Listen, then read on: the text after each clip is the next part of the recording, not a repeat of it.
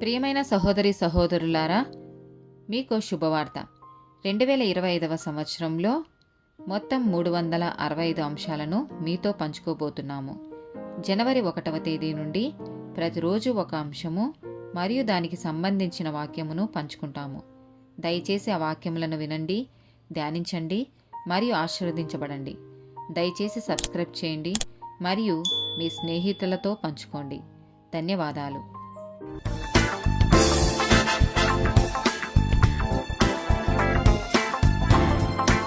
149th day topic ఆత్మ యొక్క వరాలు. 1 కొరింథీయులకు రాసిన పత్రిక 7వ అధ్యాయము 7 నుండి 9 వచనాలు.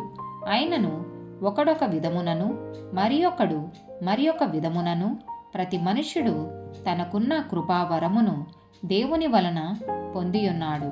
నావలేనుండుట వారికి మేలని పెళ్లి కాని వారితోనూ విధవరాండ్రతోనూ చెప్పుచున్నాను. అయితే మనస్సు నిలపలేని ఎడల పెళ్లి చేసుకొనవచ్చును. కామాత్పులగుట కంటే పెళ్లి చేసుకొనుట మేలు. రోమీలకు రాసిన పత్రిక 12వ అధ్యాయము 6 నుండి 8 వచనాలు. మనకనుగ్రహింపబడిన కృప చొప్పున వేర్వేరు కృపావరములు కలిగిన వారమై యున్నాము గనుక ప్రవచన వరమైతే విశ్వాస పరిమాణము చొప్పున ప్రవచింతుము. పరిచర్య అయితే పరిచర్యలోను, బోధించువాడైతే బోధించుటలోను, హెచ్చరించువాడైతే హెచ్చరించుటలోను పని కలిగి ఉందము. పంచిపెట్టువాడు శుద్ధ మనసుతోనూ, పై విచారణ చేయువాడు జాగ్రత్తతోనూ, కరుణించువాడు సంతోషముతోనూ పని జరిగింపవలెను. 1 కొరింథీయులకు రాసిన పత్రిక 12వ అధ్యాయము 4 నుండి 11 వచనాలు. కృపావరములు నానా విధములుగా ఉన్నవి గాని ఆత్మ యొక్కడే, మరియు పరిచర్యలు నానా విధములుగా ఉన్నవి గాని ప్రభువు ఒక్కడే. నానా విధములైన కార్యములు కలవు గాని అందరిలోనూ అన్నిటిని జరిగించు దేవుడు ఒక్కడే. అయినను అందరి ప్రయోజనము కొరకు ప్రతి వానికి ఆత్మ ప్రత్యక్షత అనుగ్రహింపబడుచున్నది.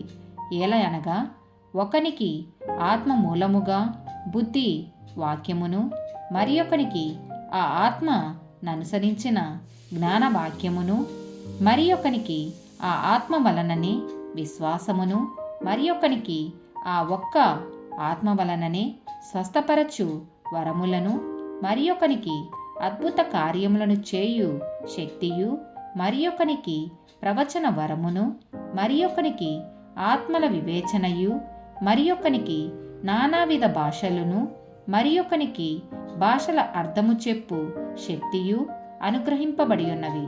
అయినను వీటినన్నిటినీ ఆ ఆత్మ ఒక్కడే తన చిత్తము చొప్పున ప్రతివానికి ప్రత్యేకముగా పంచి ఇచ్చుచు కార్యసిద్ధి కలగజేయుచున్నాడు.